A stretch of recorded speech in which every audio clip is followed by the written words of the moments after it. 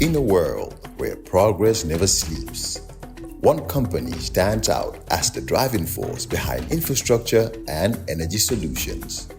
Introducing our fuel company and cement producer, where excellence meets efficiency. Jar Oil. The company have 30 filling stations across the country that are all operating, which includes the recently completed Yarambamba and Old Yundum filling stations. And our rates are relatively cheaper than anyone else across the country. Along the years, Jar Oil introduces importation and distribution of cement in their line of business to diversify and strengthen their operations. Are you a cement retailer? At the moment, Jar Oil is the biggest producer and distributor of cement in the country with the most competitive prices in the market. With a focus on sustainability and innovation, we are paving the way for a greener, stronger future. Trust in us to fuel your projects and lay the groundwork for success. We currently produce over 25,200,000 bags per year. As the largest cement producer in the country, Jar Oil also targets to export cement to the neighboring countries like Guinea-Bissau, Guinea-Conakry, and others.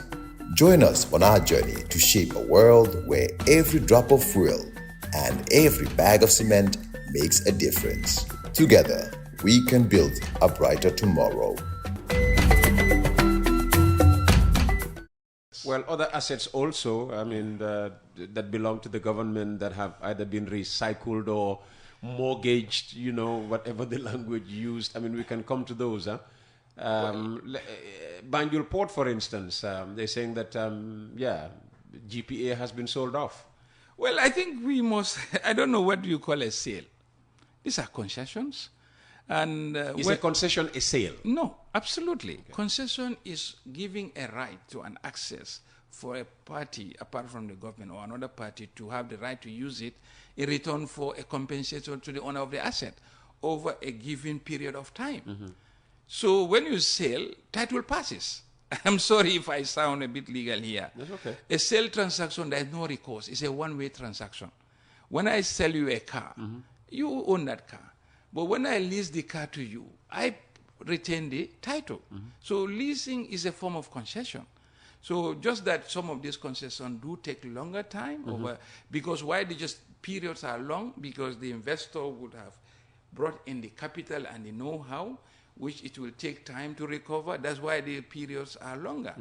And that's why the share of the returns are a little bit lopsided. I do hear that if you sell something for 80-20, 60-40, it's like you are not acting in national best interest. Let's go back to this 80-20, you know, as it relates to, you know, the Banjul Port. I'm just telling you, Peter. The overall contract. No, we want to understand.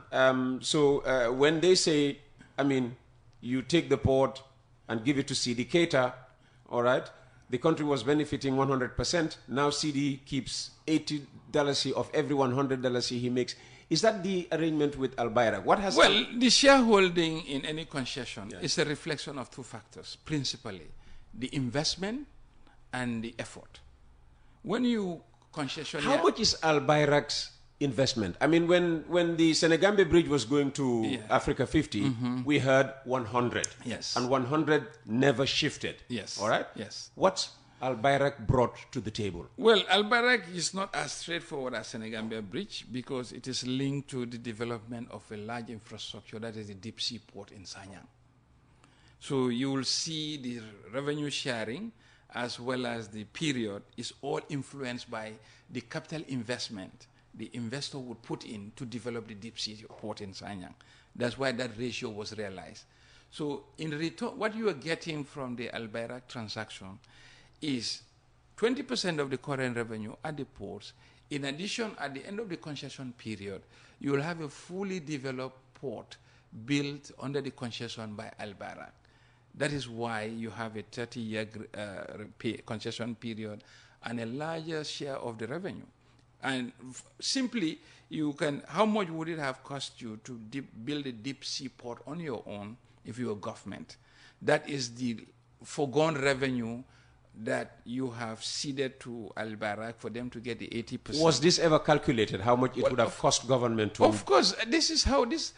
I think. And what's that figure? And I don't have the transaction off my head, but I want to just assure the listeners, nobody will do a concession without modeling the cash flows.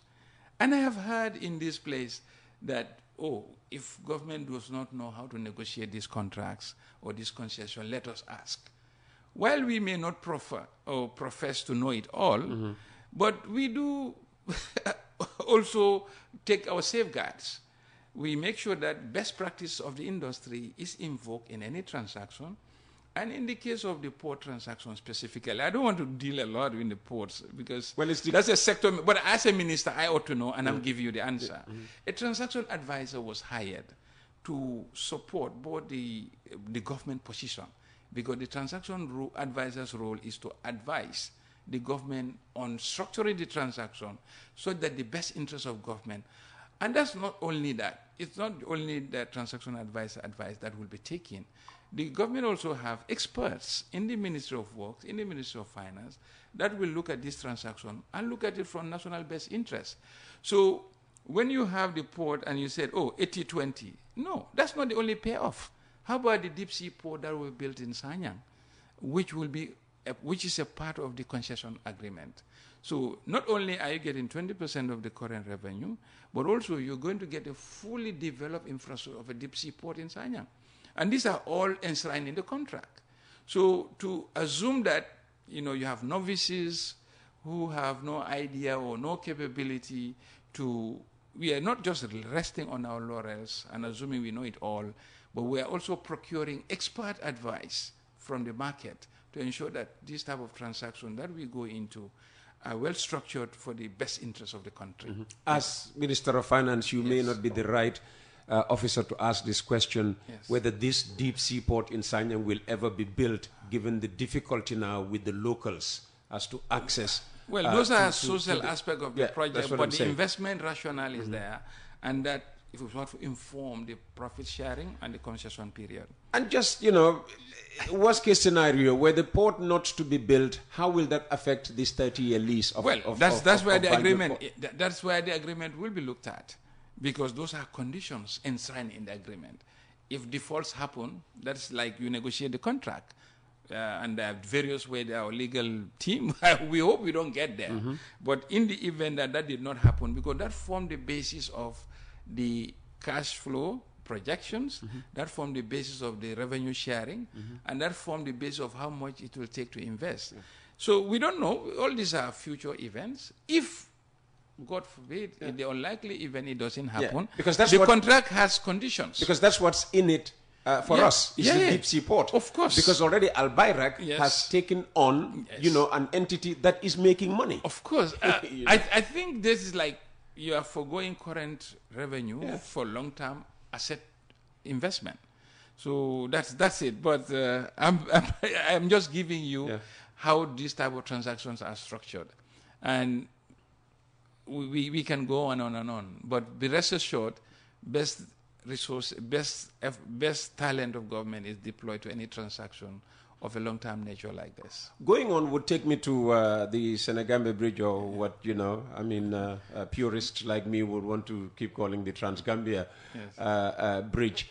What's the latest on that bridge, and how do you respond to criticisms that, the facility has been given out, for 25 years for just 100 million when we could have made 300 million, 3 times the amount we're trying to get from, the concession agreement? Well, I listened to that and I was laughing. And why? Because the person who said so said a similar number about Nawek, which was out of line. So if an asset that took 98 million to build, in less than 5 years you can offload that for threefold, that must be a gold mine, or that must be a gambling scenario. How would we be able to sell an asset that was constructed at a cost of 97 million? In less than 5 years, you sell it for 300. I mean, we are not actually, like I said at the beginning, these are concession agreements. and no sale has taken place. I don't know what type of investor.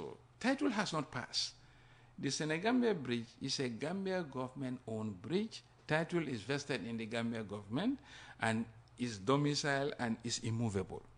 I don't think any investor would invest and not be sure that, like if it is a sale, you don't have title.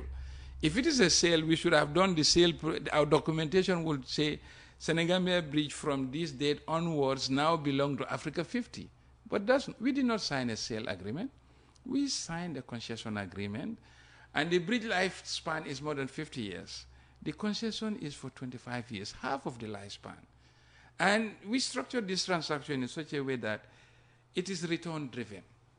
If the return target IRR, that is target internal rate of return of 15%, is realized by year 10 or 15, an assessment will be done. If the investors have realized their target return, the asset will revert back to the state. So at that stage, and in fact, what is happening now, people using that route are seeing construction on site. The toll plaza is being built, both the north side and the south side. And I can tell you, this is why there is so much noise about asset recycling, because it's a force of its kind. And since we've launched in Africa here, since we launched it last week, we received 7 executive directors of African Development Bank on a country tour. And one of the key attractive factors was, let's go and find out this SeneGambia bridge that we financed for a grant that is now being asset recycled, giving the country 100 million, and yet still the bridge will be there to provide the services of easing the transportation. You see, so if it was a wrong transaction, we have not done this transaction with a private entity. We've done it with an entity, that's Africa 50, which is majority owned by African Development Bank. And it's African Development Bank that gave us the bridge as a grant. So bad faith is not on the table. And these are not profiteering organizations. They are development institutions. And this is the way forward that is being tried now to introduce private management of public assets. Because we've all seen how many public infrastructure has been allowed to collapse and under public management.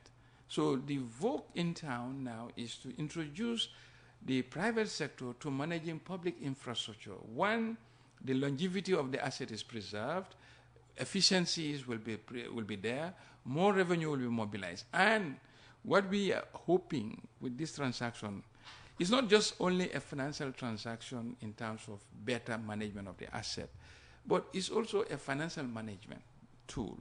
Because simply with the infrastructure being deployed, we'll be able to see for every revenue what has been the cost driver.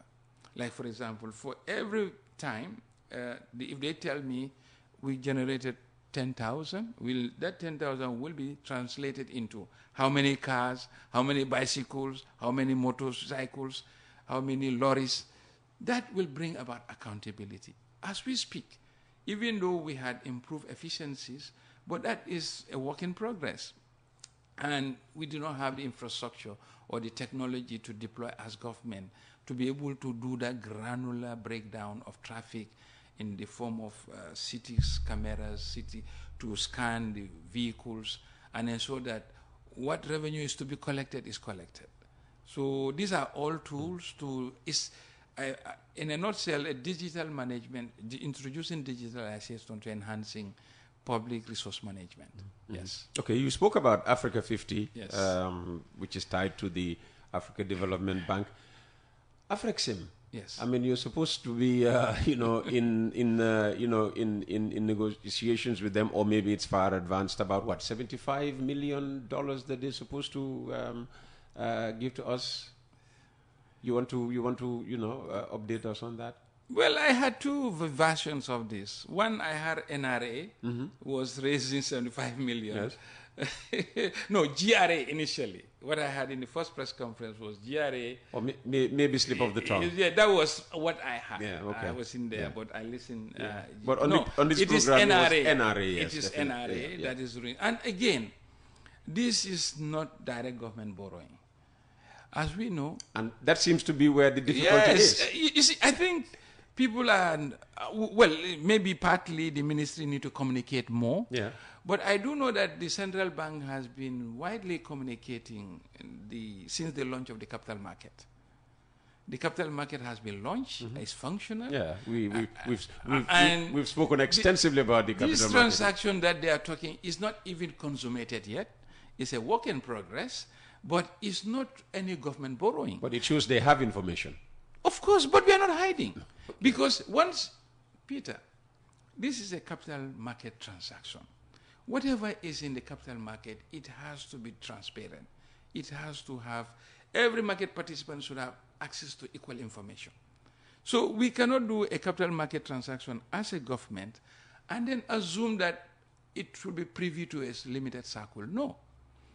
NRA has revenue sources through the fuel levy, which is, steady, and as such, it can raise revenue in the capital market that will allow it to continue its work. As such, there is no government. First of all, for government to borrow any funds, if it is an obligation on the government, the Minister of Finance is required, if it is a borrowing, to lay that before the National Assembly for ratification. So you cannot do any borrowing transaction under the wraps, as we are saying, oh, we are under disclosing our obligations. No. This is a capital market transaction, which is a work in progress, and is raised, a prospectus was developed, this was shared, and Africa Exim Bank is looking at the transaction, and they will invest based on the credit merit of the transaction.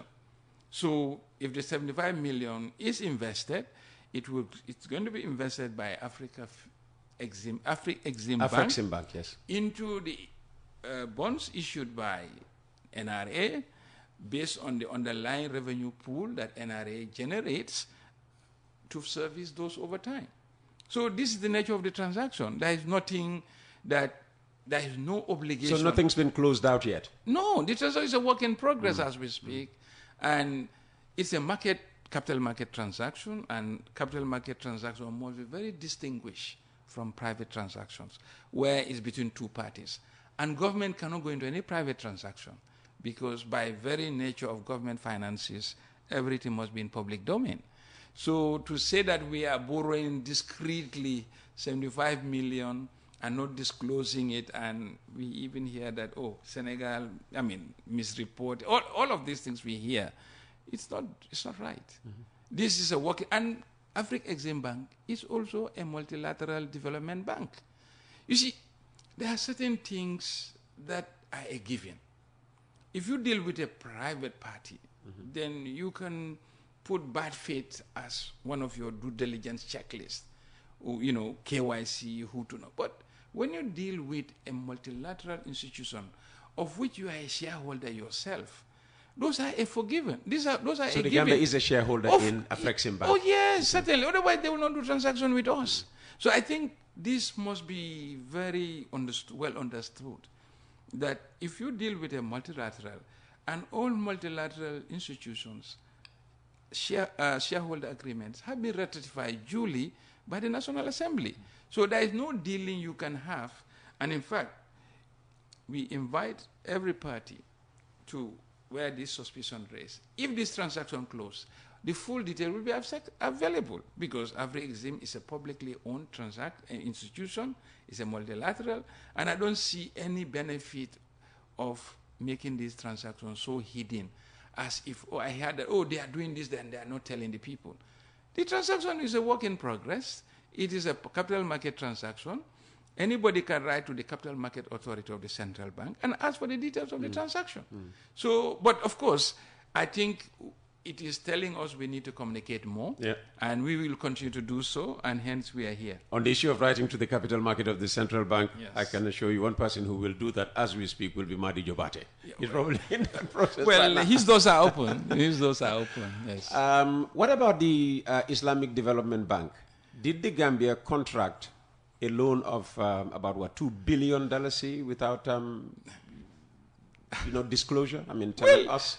Well, about this thing? In December of last year. No, actually, I was intrigued. Again, I'll come back. Any loan obligation cannot come into force without it being ratified. There is no way Gambia government can contract a loan with the Islamic Development Bank without a ratification. This loan was ratified in the month of December 2024, after the budget was done. And I heard that, we did not disclose it in the budget. How could you disclose it in the budget when the transaction was consummated after the budget? As you speak, we are discussing several transactions. We don't know whether they'll mature or not. You only enter things in the budget that you are sure of to avoid ambiguity. So the National Assembly is a public institution. The ratification instrument was laid, it was debated, and duly authorized. So how could we have contracted $2 billion, which was actually about $36 million precisely? This is for the third phase of the Batin-Hardin Highway. This is going to do the side roads. So you'll have a 10-lane highway, 6 on each side, 5 on each side. You have 3 currently, you'll have 2 here, and then there'll be a flyover there in the Sukuta Jabang that to unbundle that bottleneck, and there'll be pedestrian crossings that will all be developed. So that is the purpose of the loan facility. And it was done in broad daylight and duly ratified by the National Assembly members. And I'm surprised the parties saying this have members in the National Assembly. The least one could have done was consult. Well, you are my MP, you are my National Assembly member. We are talking about this before we go public. Because what I'm saying here is in public domain. I tabled it before the National Assembly. National Assembly ratified it, and it's in public domain. There is no public finances that are on the wraps. Whatever we do as a government, we are working in public interest. So what is the payoff for any participant of government to keep a government transaction private? Are you making any private gain? I'm not aware, because there is no compensation mechanism that by keeping a public transaction that will accrue to an individual. Procurement is done according to procurement laws, procedures are followed. But the fact that a party or a constituency is not aware is not an illustration that is not public. Okay. All right. We're talking to Seedy Keita. In a world where progress never sleeps, one company stands out as the driving force behind infrastructure and energy solutions. Introducing our fuel company and cement producer, where excellence meets efficiency. Jar Oil. The company have 30 filling stations across the country that are all operating, which includes the recently completed Yarambamba and Old Yundum filling stations. And our rates are relatively cheaper than anyone else across the country. Along the years, Jar Oil introduces importation and distribution of cement in their line of business to diversify and strengthen their operations. Are you a cement retailer? At the moment, Jar Oil is the biggest producer and distributor of cement in the country with the most competitive prices in the market. With a focus on sustainability and innovation, we are paving the way for a greener, stronger future. Trust in us to fuel your projects and lay the groundwork for success. We currently produce over 25,200,000 bags per year. As the largest cement producer in the country, Jar Oil also targets to export cement to the neighboring countries like Guinea-Bissau, Guinea-Conakry, and others. Join us on our journey to shape a world where every drop of fuel and every bag of cement makes a difference. Together, we can build a brighter tomorrow. Minister of Finance and Economic Affairs. Apart from Gamcel, what other state assets might be being considered either for recycling or concessionary agreements? Well, as we speak, these state public assets have 2 key functions. One, public service delivery and at just enough return not to be a drag on the public purse, or in the ideal scenario, to pay dividend to government. In all the institutions that are... Well, NAWEC is a long, long way off that. Yeah, exactly. Paying dividend to government. In fact... So why do you continue, pouring funds into NAWEC? Because when we know that they are... The country cannot do without energy. Imagine there's no electricity in this country. What if the country, energy was to be produced and sold privately? But that's the model we are working on. In fact, you are reading the strategy of the government. Yeah, because that is what's enshrined in the national energy roadmap. You've traveled, you've gone to first countries where electricity and water is not provided by the state. In fact, this is exactly what I wanted to say. Oh, okay. These public assets that they're saying we are offloading to the private, we are selling our national strategic assets. Heathrow is not owned by the British government. True. Gatwick is not owned by the British government. True. I don't know of any telecom in UK or US that's publicly owned. Yeah. Those days have gone when the public will be in charge of managing this type of assets. So GCC. No, I'm coming. GCA. I'm coming. Okay. I'm just trying to explain. It's the development is a journey. Mm-hmm. You learn from the people ahead of you. What we are doing is not unique to us. The model we are being advocated to keep strategic. What is so strategic more than an airport to any country? But as we speak, Heathrow, Gatwick are in private hands. Mm-hmm. This is public information. Anybody can verify. So if we keep on clutching on to state assets that are underperforming and they are a drag on the public force, and also they are not rendering the services expected, that means you are doing disservice to your population. Better allow the private sector to come in, regulate the sector, let them perform better, they employ more Gambians, and then you'll get your returns, either in the form of concession or privatization proceeds or the payment of dividend or taxes. There is no loss to government. So long as an operation is in your country, you stand to gain. Because the private sector, we all know, bring in efficiencies. Those efficiency gains go beyond just dollars. It goes to even reflect the quality of life, the service. Because who thinks about a power outage in the West? But how many of those power companies are owned by the government? So when they said, and we are not doing this, this is not a desire of government to just put on the chopping block assets simply because we believe we cannot manage them. A case in point was, ports was better managed. But what was the alternative? If it were in the private hand, what could it not have done? The ports in the entire stretch of West African coast, how many ports are in public hands? Perhaps Gambia and very few, maybe Gambia and Guinea-Bissau. Dakar has gone. Mm-hmm. I mean, DP World, all of these things. Mm-hmm. So when we are doing things, simply, and that's what government policy is about. Government policy is about the conviction of the government, conviction of the president and the cabinet to steer the affairs of the country. And of course, alternative views can be heard, but this is not supported by facts. Because if what we are doing, meanwhile, this prescription we have been told, keep them. I have just named for you litany of companies that were in public management that have collapsed. And for each of those, cotton ginnery, NTC, commercial and development, but I named a couple of them. What is the economic loss to the country if these were orderly privatized, performing the service for which they are set out for, and employing more Gambians? I think that's where the comparison should be.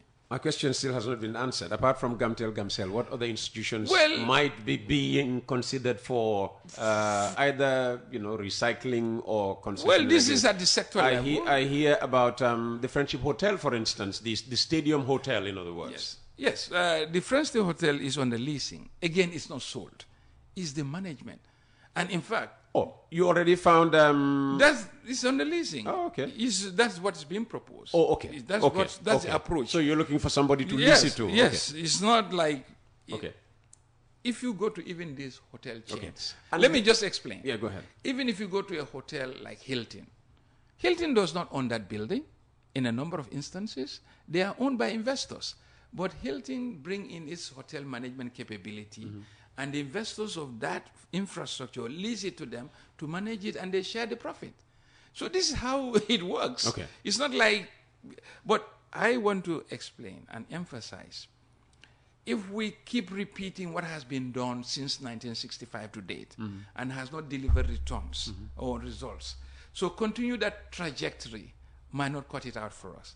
Rather, let's experiment, not just experiment for like theory. No, these are serious investment, serious decisions, serious analysis are put into it. And what we are, the direction being taken is not unique to Gambia. I quoted for you developed countries. I'm sure if I tell you the Banjul International Airport will be conscious, they say, oh, again they are selling. No. But meanwhile, I've told you. Exactly. Exactly. I'm just telling when you explain it this way and people understand it, Yes. if they hear tomorrow, Yes. somebody else is managing the Banjul International Airport, there will be no noise. But that's why I said I don't blame anybody. I think that's what governance is all about. When will GRTS be up for concession? Well,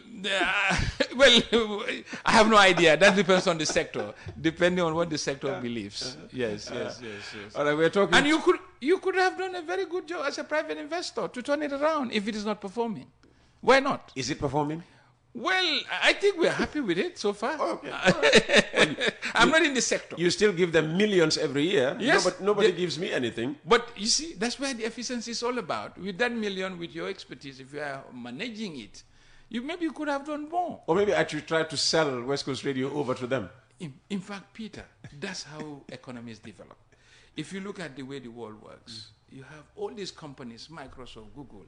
They are not just the same Microsoft or the Google. No, they grow by acquisition. They acquire companies. They acquire technologies. They acquire sales. That's how development is fostered. So GRTS should try to acquire West Coast Radio. I don't know if they will make it better. Why not? It's good for you and good for the country. Yes. All right, we are talking to any other thing, because I want to take a quick break. Then I'll come to the audience questions. Yes. So the one question I want to explain. Yes. Is so far all the comments I've had about the budget focus on expenditure analysis, expenditure distribution.